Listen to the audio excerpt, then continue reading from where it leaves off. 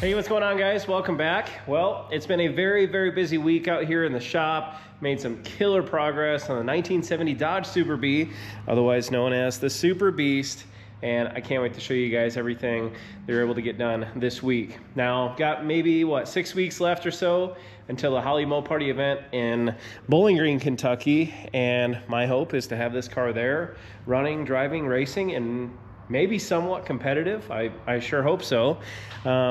Man, every single day we're out here making progress on this thing. So I'm gonna go ahead and walk through it. And real quick, those of you guys that have been watching my videos for a long time, just with how much work is happening between videos, and also with having a buddy of mine over here and other people that are helping me along the way, I figured that I would not film any of that stuff for maybe at least this video and maybe one more, because after that, I think we're gonna be starting this car and hopefully taking it for a drive. So first and foremost, most noticeable change, it's almost all one color. At least this half of the vehicle is. The other side still needs to be done. But you know, as I was waiting on engine parts and other things, you know, I went ahead, pulled the panels off, hit them with a DA sander. I was gonna send them out to blast, but I ended up just doing it all by hand. Really to save money, because I have a lot more time than money right now with putting together this car. But no, sanded everything down, got it all into the beige epoxy primer. And you know, if you stand back far enough, you squint your eyes, you can almost see a finished car at the end of this. So yeah, got all those in beige. I still have some panel gapping and stuff to do. I am fixing right now, which I'll show you guys here in just a second, the lower valance here in the front. So once I get everything kind of bolted in, we'll then tighten it all up, make sure it all gets fitting right. Of course, we have the hood, which looks a whole lot different than last time. We've got the hood kit to also pin in and all that stuff. And yeah, just of course more and more stuff to do. But yeah, looking at the outside of the car here, I did go ahead, start fitting back on some of the bright work and some of the original stainless here up and around the window. I do still have to weld in that support brace. It's back here underneath right here in the quarter panel. I always wait till I'm pretty much done. I mean, preferably before body work. Frankly, got a little bit too far ahead of myself, so I got to go back through and weld that in. But the rear window here actually bolts to that support piece, so it's an absolute must-have, and we don't want our window falling out when we're running this thing around the autocross track. Nothing much has really changed here across the back side. You guys saw we got the tail panel on, we got or at least the the finishing panel here, the rear bumper, tail lights, all that stuff is in. Still needs to be wired along with a big portion of the car still, but everything has been ran as far as the Holley Terminator X kit, and it's pretty much all buttoned up, at least up here. Now, the engine bay looks significantly different. First and foremost, proud moment today, because I once again 3 times ordered the wrong friggin' size clamps for this thing. So I know I keep on taking all my Amazon returns back to UPS here locally, and it feels like I keep taking the exact same thing back and forth between the between my house and the UPS shop. But finally got the right ones on there. Our intakes fit up. We got great clearance all around that and shouldn't have any issues there. Cooling system, with the exception of the overfill here going down to our tank, which again may actually move, so I've kind of been holding off on cutting any hose or anything like that for putting that in place. The reason it may move, just with the battery tray on the 1970s, is way bigger than what it would be on like the 68, which all the other cars I have are 68s. So yeah, the tray's a little bit bigger, and we might have to relocate that. Here on this side, I did go ahead, I got the fuel pressure regulator all mocked up. I will put the car up on the lift here in just a minute, because quite a bit has changed underneath as far as plumbing and the fuel system and all that stuff goes.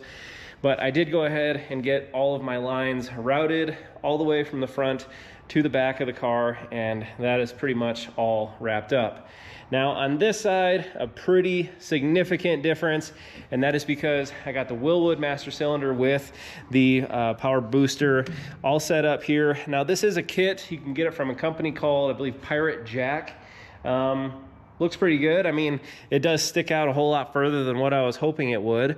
Unfortunately, you know, the kit comes with this proportioning valve actually on this side of the booster, which this side is clearly not going to work. And so I ended up having to wait a little bit, get the right bracket to flip it to the other side. And I mean, it's pretty tight to the engine, actually. I mean, it sticks out further than what I was hoping. And you know, if I need to pull a valve cover off, or you know, even any of those coil packs off, the damn booster's got to come out to get there. So not my favorite setup. It definitely looks good, but I sure hope that I don't have to get in there for any reason in the near future. Let's hope.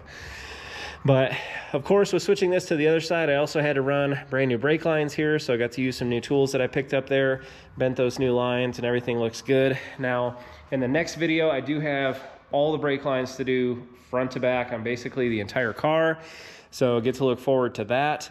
Onto the clutch. Now this is a really cool kit that I definitely want to give a big shout out to. You know, the clutch setup was one of those that I was kind of worried about with running the Gen 3 Hemi, the TR6060 6-speed, how I was going to make that work with all the pedals and all that kind of stuff. And I went on to eBay, actually. It's about the only place you can find it. And there's a gentleman, his website is racetuning.com, or he has a YouTube channel called 91 Saline 92. But either way, here is his card.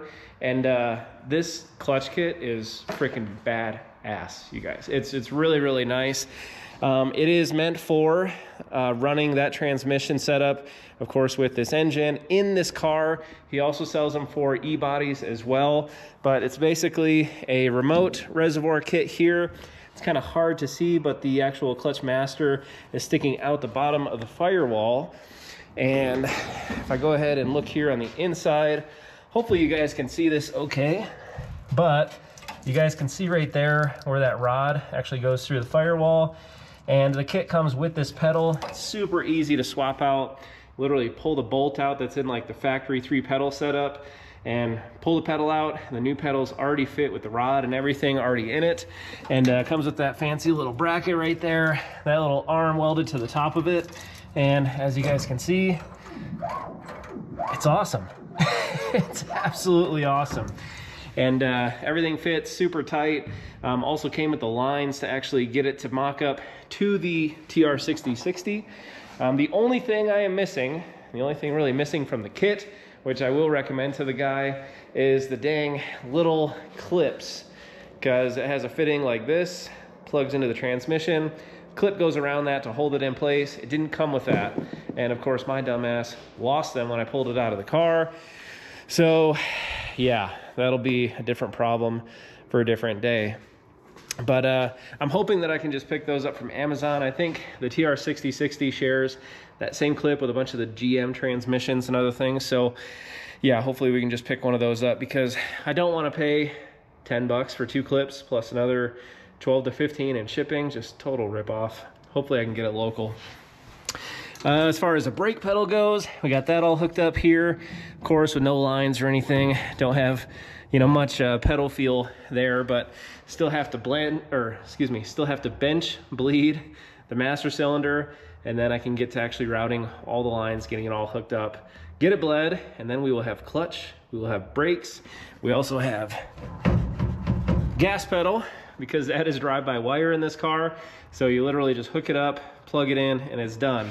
US Car Tool makes this really cool pedal kit. You guys can see it there. It's kind of the gold colored, but it's meant to mock up to the original throttle bolt holes, or the nut plates on the original firewall. And so I was able to put that in place, mounted the original Gen 3 Hemi gas pedal up to that bracket. And then with the Holley Terminator kit, it's super simple. You literally plug in the connector, plug it into your throttle body, and now you have a gas pedal hooked up. There's no other cables or anything like that needed there. But steering column is in. I do still have that wheel coming, hopefully here soon. Dash. Now, this is something I'm pretty stoked about. I ended up just getting a piece of, I don't know what you want to call this, like nylon. It's basically like a plastic material here, but we got that. I've also got this recessed mount So this will actually bolt to the back side of this panel. Our beautiful Holley 12-inch screen will go on the back side of this. So that way it's nice and flush across the front of the dash. I think it's gonna look fantastic. It's definitely gonna fit really well in the dash because just the size of that screen, I was a little bit concerned with having enough clearance to have it sticking out with the column and everything else. It just gets a little tight, even though it looks like there's a whole lot of space there. So having that recessed, give me all that space back, and we shouldn't have any issues there. Went ahead, got the pistol grip shifter put in. You guys can see there the 6-speed indention on that. Pretty freaking cool, in my opinion. But yeah, that's pretty much it on the inside of the car. Now, what's left up here? Wiring. Got a whole bunch of wiring left. You guys saw all these loose wires down in here.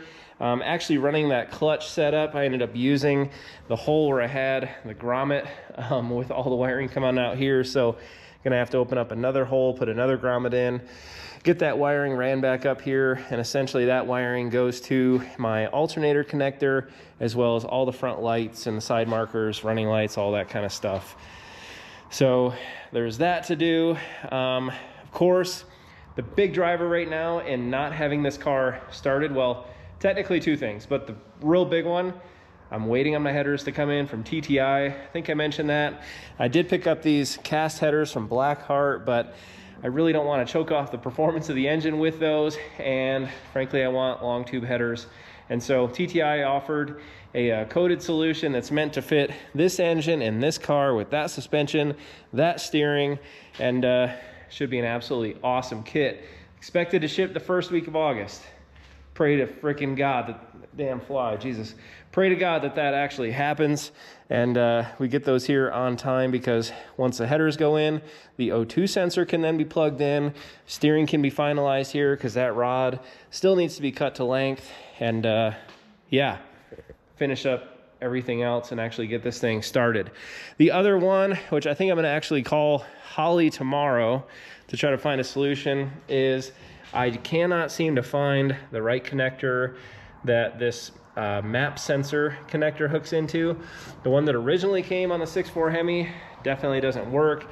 I ended up ordering what I thought was the right connector to connect these two together. Definitely wasn't, and I can't seem to find a real good option that works with that connector, and most importantly works with my intake, because that is not stock at all, and it's not gonna work with at least the solutions that I found so far. So if you guys have any recommendations, or if you guys know what I should be running, that's the connector I need it to hook into. And you guys can see, probably can't see, but on the back side of the intake, I do have a few ports that are blocked off. I think an 1/8 inch and a 1/4 inch ports there, but problem also is too, I have like no clearance on the backside of this motor. I'm already running that block off plate on the wiper motor, because we're not gonna be driving this thing in the rain. We don't need wipers, right?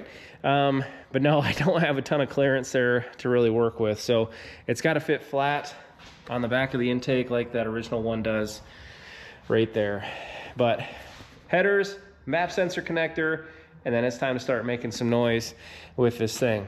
I mentioned still got to do all the brake lines. I did get my braided lines really from the bulkhead over to the calipers, so basically everything to route there.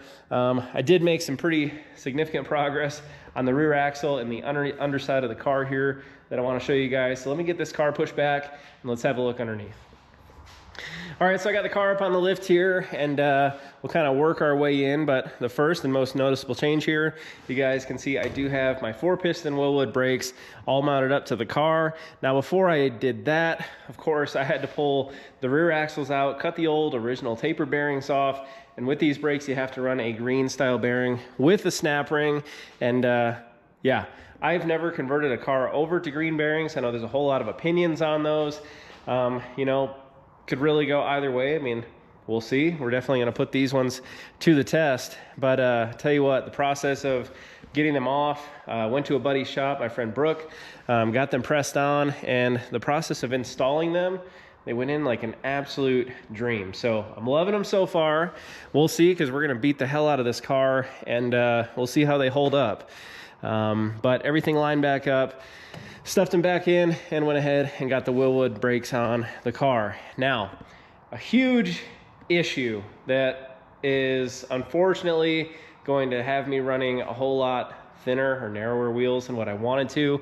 I'm realizing that I 100% screwed up by not narrowing this axle. So I took some measurements. If I were to actually buy the right size wheels for this car, I'd need something with like 8 inches of back spacing, and that's running like a 12-inch wheel or a 13-inch wheel. But I have a ton of space to the inside here, and you guys want to take a guess how many wheels are out there, at least off-the-shelf wheels from Summit or Jegs or any of those companies that actually have 8 inches, 9 inches of back spacing? You have not many options. I'll just tell you that, okay? I think the right thing to do would be to actually narrow this axle by probably about 3 inches on each side.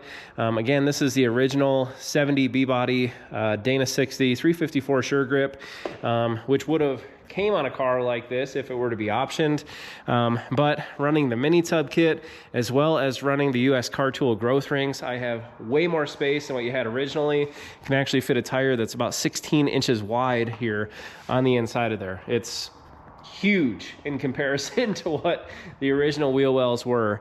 And yeah, I should have done that a whole lot earlier, and unfortunately I don't think I have the time to get the new axles here. Not at all worried about narrowing it.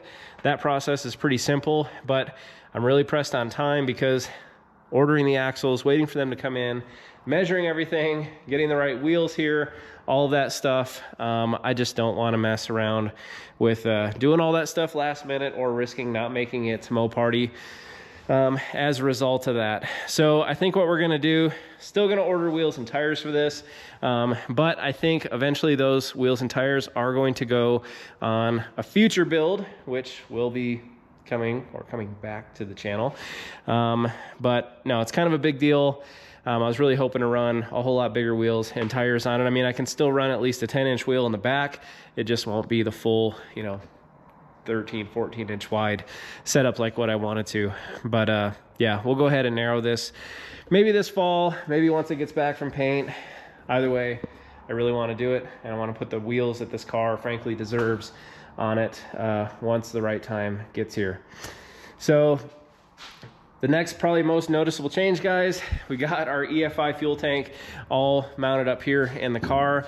The straps are still on loose just because I'll probably bring it back down just to make it a little bit easier to wire, but everything fits up like an absolute dream. Now this kit right here is from Holley, of course, and it is a factory size fuel tank, but it does have the EFI provisions in it. So there's a pump inside the tank as well as a really nice sending unit, and I actually have AN lines branching off the top of the tank, which is so damn nice. You're not having to run any sort of compression fittings or adapting anything. It runs AN straight out of the fuel tank, and you guys may or may not be able to see it. You can definitely see that, but I went ahead, got my fuel lines all routed, running a pressure and a return setup. So this will be, well, I normally deadhead everything, but with this being EFI and having to bring the pressure down to meet the needs of the engine, yeah, we need to run a return setup. I don't want to burn up the pump or risk doing that. So we've got that going as well. But the fuel lines are completely all buttoned up here. Everything worked out really good, and they run up there right next to the motor. But aside from that, guys, I think the only other thing that has changed back here, I did get the brake lines all mounted up here. I love the look of nickel copper. I know it's not the original, what the factory would have been, but I really think that that looks nice. And so this runs to the factory splitter, and then basically from here, it'll be a soft line that comes over to a bulkhead, and then that'll run up to the master cylinder on the car, which is what is coming up probably in the next day or two. Start doing that. And yeah, like I said, brakes done, clutch done. I mean, a lot of stuff is done. I'm getting really excited. Let's see. Drive shaft. Let's talk about that for a minute. So the TR6060 runs, you guys can see here, it's kind of like the GM style.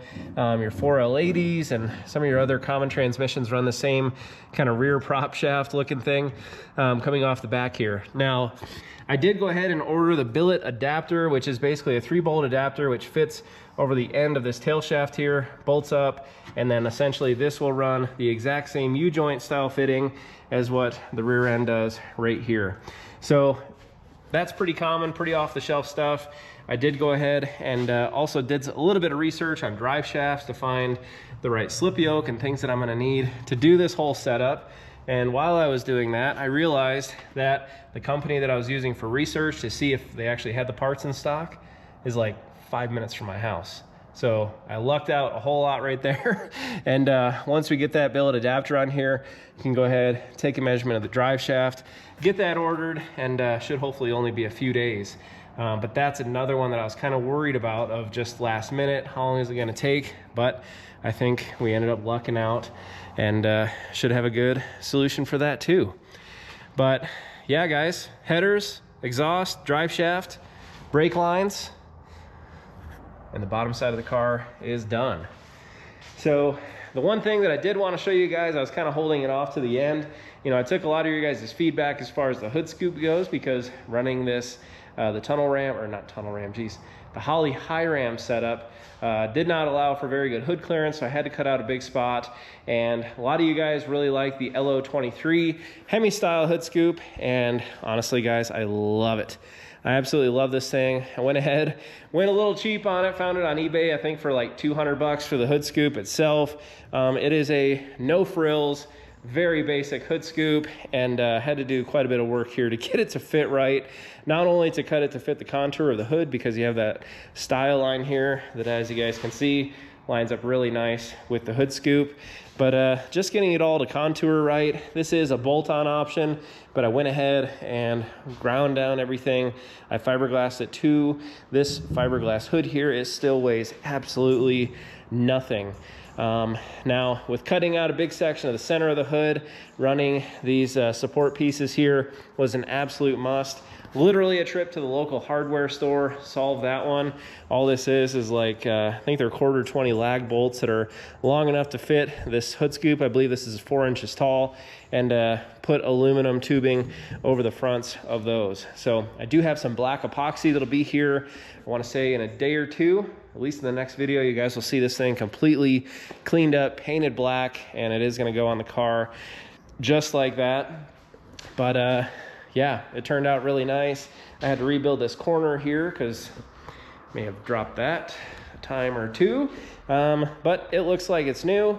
And yeah, the rest of this stuff cleaned up really nice. Went ahead, did some rough body work on it, and man, from here can sand it down, paint that, and with having the hood, the scoop, everything in black, the trunk in black, it's gonna look really good, I think, even on the beige primer. But I tell you guys what, it's still not really sitting very good with me. The car is not going to stay beige for too long, but at least it'll be one color at Mopar. And I don't think I showed you guys, but the other side of the car is still pretty ugly, and it's a whole lot of work. It's freaking hot out here. My God. Beautiful Utah night here, but I tell you what, I think it's still around 90 degrees. I'm sweating like an absolute pig out here, even just filming this, not doing any work whatsoever. But man, having half the car, at least in primer, is a big step. Now, the last thing I will show you guys real fast is the lower valance. So this is the original lower valance that was on the car. You can see it's got a whole lot of rot all over it. Really not super awesome. And so my buddy Jeremy over at Shade Tree Vintage Auto, he ended up having an extra lower valance, which was pretty much completely flattened. It looked like a truck actually ran over it. As I was kind of setting things up to cut out all this stuff and basically take two to make one, neighbor Jake was over here and said, man, why don't you just try to fix that one because it doesn't have any rust on it. So I spent like 2 days out here with my spoon, with a bunch of body hammers and dollies, and I've actually got this one almost, we're not gonna say perfect, but I think it's gonna be driver quality for sure. The only part that's really not rebuildable is this little corner up here, but I can go ahead, chop it off. My original one, weld it on there, and I think the rest of this is gonna actually clean up really, really nice. It's gonna need a whole lot of body work, but you know what, it's taken shape back pretty well. You guys can see, I mean, it was completely flattened. I still have to weld up that spot right there. Not quite sure why that was cut the way that it was, but no, just kind of shows you enough time and patience, a little bit of skill. I probably screwed more things up than I fixed with this, but I just kept at it and kept at it, and you know what, I think it's actually gonna work out pretty good. Now, he also did give me another lower valance. We're not even gonna try. That one's completely ruined. So trying to take 3 of them, make one basically good driver quality lower valance. The good thing is I do have a few lights to choose from, so we'll clean up those, use the best one, and get that bolted onto the car after I paint it, of course. So, man, guys, so much time, like I said, a lot of progress though. This car is flying. I mean, think of where this car was even just in March of this year compared to where it is now. I'm feeling pretty proud of where it's at. I cannot wait to hear this thing run, cannot wait to drive it, and I hope to be able to do that for you guys in the next 2 to 3 weeks at most. Because thankfully waiting on parts has allowed me to spend more time on the bodywork, the paint work, getting little things done, you know, tying up all the loose ends, because I'm sure if this thing was running, all I'd be doing is focusing on that and sitting out here revving it and pissing off my neighbors. But having extra time to tie out all the systems has, I think, worked out pretty good, and we keep checking them off the list. So, like I said, guys, next time, gonna finish up the brakes, try to get everything else done, get this thing closer to starting. So, thank you guys so much for watching. Thank you guys for being interested in everything that I've got going over here. And you know, if you are new to the channel, please hit that like button. Also subscribe to follow our progress. And man, hopefully we're showing you guys some smoky burnouts here real soon. So till next time, guys, take care. I'll see you again later.